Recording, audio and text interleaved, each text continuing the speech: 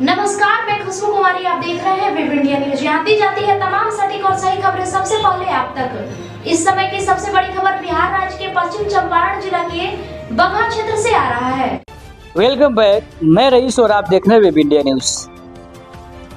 जैसे कि आपको पता है कि आए दिन किसी न किसी व्यक्ति के साथ धोखाधड़ी होना, किसी चीज को छीन लेना, उसका अपहरण कर लेना, जान से मारने की धमकी देना, ये खबर हम लोग सोशल मीडिया पर हमेशा देखते रहते हैं।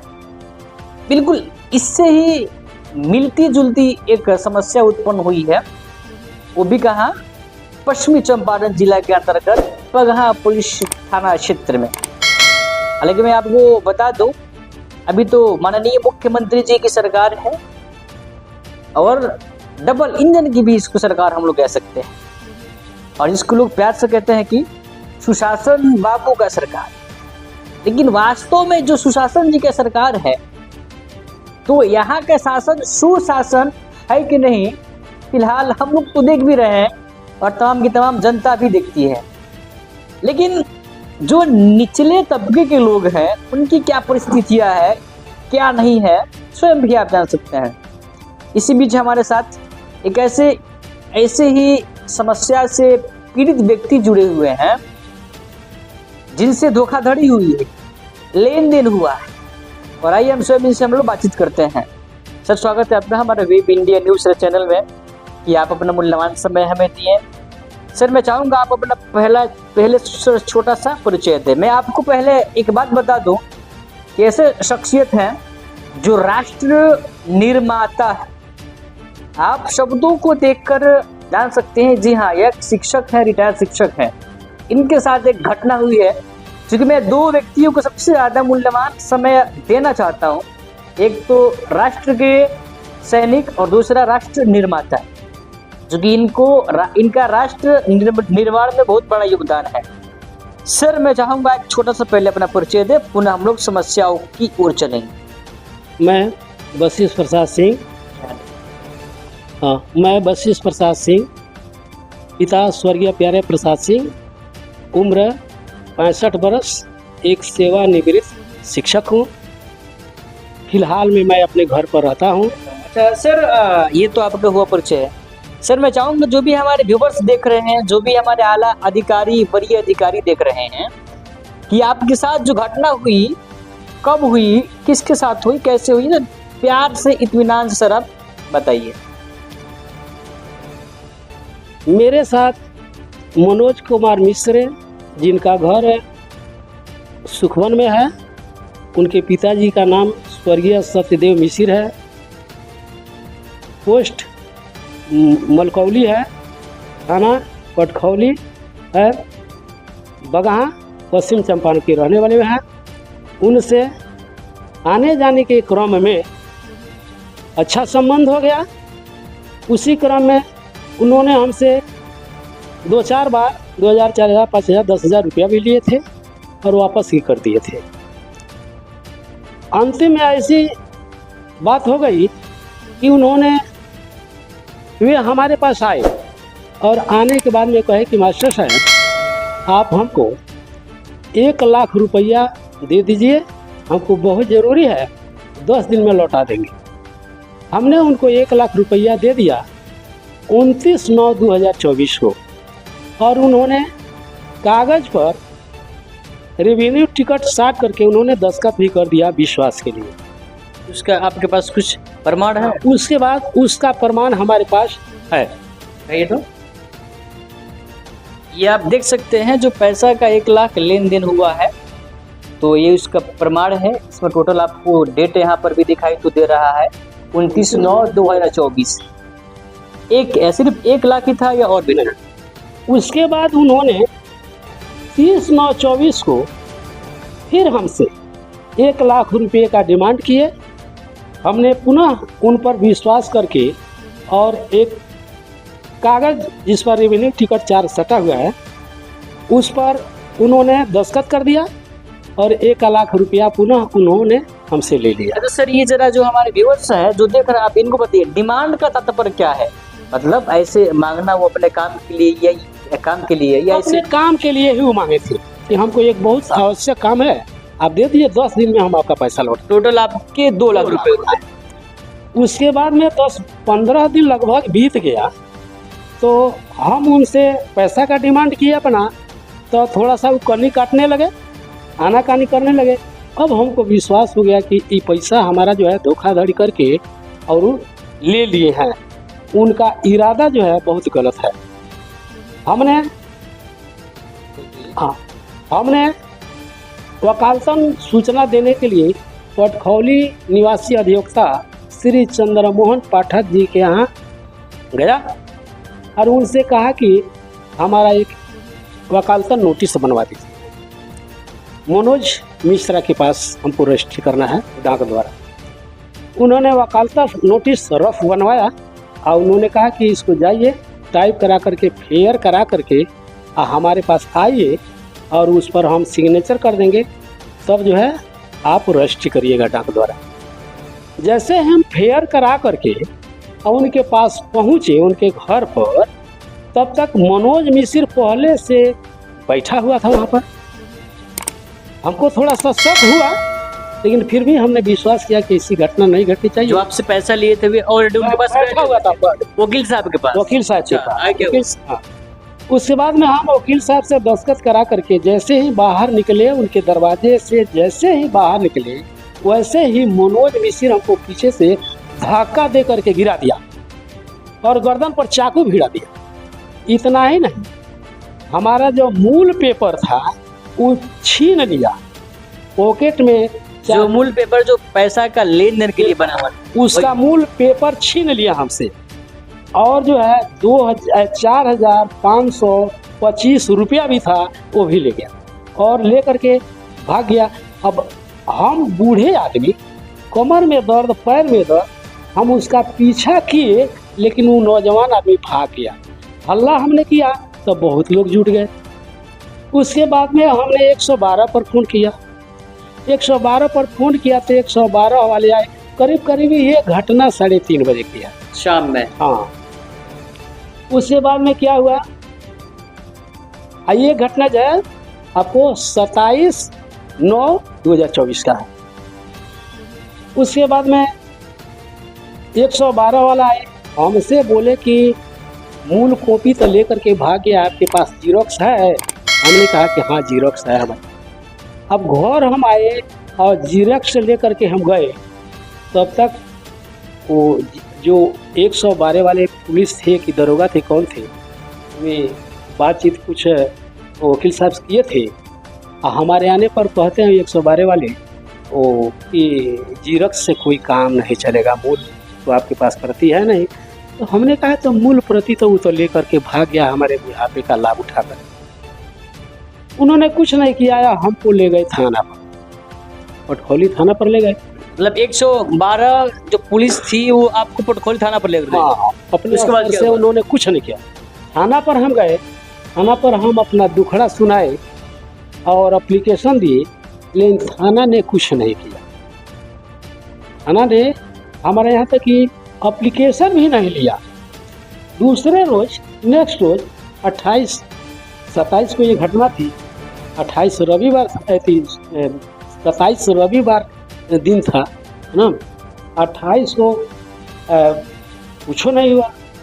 29 को हम एसपी साहब के पास एक एप्लीकेशन दिए और जनता दरबार में हम भेंट करना चाहे, लेकिन 29 तारीख को जनता दरबार नहीं कर सके। 30 तारीख को जनता दरबार की, उसमें जनता दरबार में वकील साहब की एसपी साहब से हमें बातचीत हुई। एसपी साहब थाना पर फ़ोन लगाए, थाना पुनः हमको बुलाए थाना पर गए, कुछ नहीं किया। हम निराश होकर के, हमको लगा कि अभी प्रशासन से हमको राहत नहीं मिलेगा, तो न्याय नहीं मिलेगा, तो हम निराश होकर के कोर्ट में गए। कोर्ट में हमने केस किया ना, कोर्ट में केस किया। आप कोर्ट का जो नंबर है वो 1056/24 है। केस नंबर से जरा मैं चाहूँगा आप उसको दिखाइए।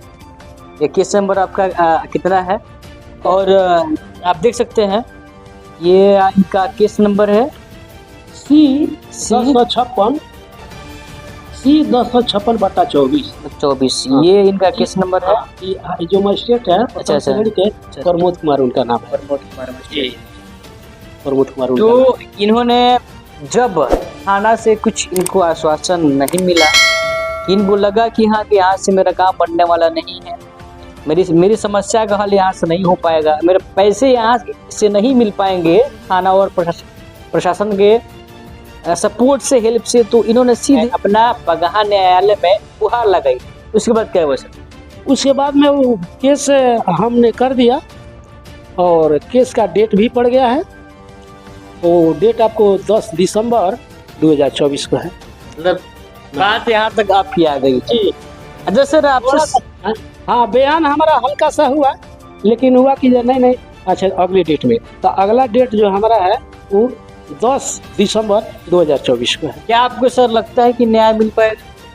जी, हमको लग रहा है कि न्यायालय से हमको न्याय मिलेगा, है ना, और गुनाहगार को न्यायालय सजा जरूर। अच्छा सर, जो आपके जिन पर आप आरोप लगा रहे हैं मनोज जी पर, तो उनसे कभी आपका कोई संबंध आपसे संबंध फ्रेंडशिप कर रहा है जी, दोस्ताना। तो आप थाना में गए तो थाना से कुछ आपको रिलीफ नहीं मिला। उससे सवाल ये है कि आपकी 60 बरस हुई उम्र, 60 बरस की, सॉरी 65 बरस आपकी हुई उम्र, सर इस समय 2 लाख रुपए कहाँ से आ रहे? हम रिटायर्ड टीचर हैं। हाँ, हमको वेतन वृद्धि का हमको एरियर मिला हुआ था।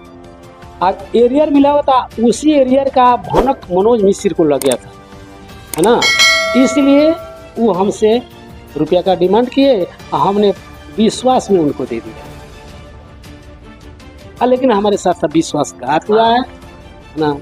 और सर चूंकि ये तो आपकी पूरी जिंदगी के कमाई है, तू रखे थे हम कि बुढ़ापा में मालिक कब बीमारी हो जाएगी, कब नहीं, कहाँ से पैसा आएगा, इसलिए उसको हम अपनी बीमारी के लिए रखे हुए थे कि बीमारी जब होगी तो उसी पैसा से हम इलाज। अब तो चूंकि हमको लगता है कि अब क्या होगा सर? आप अब तो भगवान पर भरोसा है, न्यायालय पर भरोसा है, क्योंकि पुलिस से हमको भरोसा है ही नहीं, पुलिस से हमको न्याय मिले ही नहीं। सर, आप लास्टली न्यायालय से या जो भी बड़ी अधिकारी है, आप इनसे क्या कहना चाहेंगे?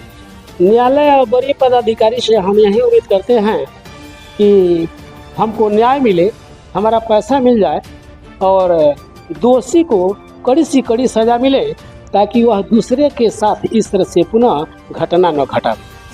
सर, जब आप लेन देन किए मनोज जी से, तो उनके बारे में कभी किसी मालूम नहीं था कि ये ऐसे आदमी है, या लोग क्या पता लेंगे कि देंगे कि नहीं? क्योंकि मनोज मिश्र 2000-5000-10,000 रुपये का हमसे लेन देन करता था, दे देता था, तो हम पर उसको उस पर हमको विश्वास हो गया। लेकिन इस धोखाधड़ी 2 लाख रुपये का जो हमसे धोखाधड़ी किया, उसके बाद में हमको पता चला लोगों के द्वारा कि बहुत बड़ा फ्रॉड है, ठग है, माफिया है। वह जो है उसके ऊपर बेतिया में भी केस चल रहा है, और वह जो है वाल्मीकि नगर एक बार जो है नकली दरोगा सिपाही बन करके लोगों को बहुत लूटा है। लोगों के द्वारा हमको बाद में पता चला, पहले हमको ये पता नहीं था। हाँ सर, आप अपना परिचय दीजिए। मैं मनोज कुमार मिश्रा, घर सुखवन है, पोस्ट मलकौली पटखौली, थाना बगहा। कार्य क्या करते हैं? जी, मैं कारपेंटर का काम करता हूँ। सर, जो वशिष्ठ जी हैं, जो आपके मित्र थे, जो पहले आप लोग साथ में काम करते थे आपके अनुसार, तो उनका आरोप है कि आपने उनसे 2 लाख रुपए लिए और उसके बाद में आप उनको पैसा नहीं लौटाए। इस पर आप क्या कहना चाहते हैं? नहीं सर, पैसा उनको हम 25 तारीख को ही लौटा दिए थे। उनसे हम पैसा लिए थे, लेकिन 25 तारीख को ही वापस दे दिए थे। अब जो कागज था हमको वापस दे दिए। जो कागज का फोटो कॉपी है वो लेकर कागज मतलब उनको बोले कि फाड़ दिए। पूछे कि हाँ कागज आपको मिल गया ना? हमने कहा कि हाँ कागज हमको मिल गया। तो कागज रखे हैं? हमने कहा कि नहीं, हमने फाड़ कर फेंक दिया। वो कागज है, फाड़ कर फेंका नहीं है, उसी का वो फोटो कॉपी रखे हैं। तो उनको साथ मतलब कोई और भी हैं लोग, बड़े बड़े लोग हैं, तो वो फोटो कॉपी ही लेकर वो बोलते हैं कि नहीं हमारा पैसा अभी वापस नहीं मिला है। क्योंकि थाना में भी आवेदन दिए थे, प्रशासन हमसे पूछताछ किए। लेन देन में कौन कौन गवाह थे? जी, जब दिए थे पैसे तो उनके तरफ से कोई गवाह था, विकास यादव कोई करके था, और पैसा जब हम देने गए थे तो असेसर यादव मेरे साथ था। अच्छा, आप तो लिए तो इसका तो कागज बना है क्या? जब जी, हमारे कागज बैठकर हमारे घर पे ही बना और था। जब आप दिए थे तो उस पर पुनः साइन हुआ? हाँ नहीं सर, पुनः वापस- साइन वाइन नहीं किए। बोलते हैं कि हमको जाना है, लहसुन वसुन रोपना है, छोटे छोटे हम कोला बनाए हैं कि मिश्रा जी हमको लेट हो रहा है, हमको जाने दीजिए। हमने कहा चलिए कोई बात नहीं, हमको कागज आप दे दिए, इसमें कोई दिक्कत नहीं है, ताकि कोई पूछताछ होगा तो यही ना होगा कि हाँ भाई तो हम कागज दिखा देंगे कि हाँ कागज दे दिए हैं। आप ओरिजिनल कागज उनका लेकर भागे हैं और आप उन पर छुरी से भी आरोप किए, हमला किए और 4,525 रुपया भी आप उनके जेब से लेकर भागे। नहीं सर, ये सब गलत बात है, ये सब गलत आरोप है। पैसे हमने उनको दे दिया, पैसे वो ले लिए, हमको कागज भी वापस दिए और बोले मिश्रा जी अपना कागज आप ध्यान से पढ़ लीजिएगा, वही कागज है ना? हमने कहा हाँ वही कागज है। वो थाना में FIR करने के लिए गए थे तो उनकी थाना में नहीं सुनी गई, इसलिए कि शायद आपका थाना में पकड़ है और आप थाना में हमेशा जाते आते रहते हैं। ये बताइए कि हम मतलब ना ही गुंडा है ना ही मतलब बड़े आदमी है, हमारा क्या पकड़ होगा थाना में? आम नागरिक है, थाना में हमारा कोई पहुंच ही नहीं है, ना कोई पकड़ है, हम गरीब आदमी खुद ही है, हमारा क्या पकड़ होगा थाना में? वो सब अपने तरफ से बना कर सब कह रहे हैं। प्रशासन और आला अधिकारी से क्या अपील करना चाहेंगे? यही चाहूंगा कि हाँ उनका पैसा हमने वापस दे दिया, अब वो हमको बार बार तंग करते हैं, जो ऊपर वाले अधिकारी हैं वो जरा इसको देखकर उनको जो है तो करना चाहते हैं वो करें। अगर गलत है तो उनको कुछ सजाएं दें, नहीं गलत है तो फिर कार्रवाई जो भी हो करें। तो ये थी इनके साथ घटी हुई घटना, क्योंकि आज दिन हम लोग भी देखते रहते हैं, ऐसी कई सारी घटनाएं हैं कि जो कमजोर, बुजुर्ग, गरीब, दबे कुचले लोगों के साथ ऐसे होता रहता है। आखिर में सुशासन जी की सरकार कब इन पर लगाम लगाएगी कि इस तरह की घटनाएं ना घटे? क्योंकि सबसे बड़ी बात ये है, यह एक पैसा ही नहीं, इनका एक बुढ़ापा का सहारा था 2 लाख रुपए, और जैसे ही इंसान बूढ़ा होता है तो कई सारी समस्याएं उसके साथ उत्पन्न हो जाती है। यहाँ तक कि उस व्यक्ति की औलाद भी तभी उसको देख रेख करती है जब कोई उसके पास संपत्ति हो, धन हो। अब समझिए यदि इनके पास कुछ नहीं बचा तो फिर इनका कौन होगा? अब सिवाय इनके न्यायालय के और कोई ऑप्शन नहीं है। देखते हैं कि न्यायालय चाहे जो भी हो इस पर जांच करे और जो भी इसमें गलत हो उस पर कड़ी कानूनी कार्रवाई के माध्यम से उसको सजा दिलवाए, चूंकि दोबारा इस तरह की घटना नहीं घटे। चलिए देखते हैं इस खबर के बाद वरीय अधिकारी प्रशासन क्या निर्णय निकालती है, क्या कदम उठाती है। तब तक के लिए बने रहे हमारे साथ, मिलते हैं एक नए अखबार के साथ। जय हिंद, जय भारत।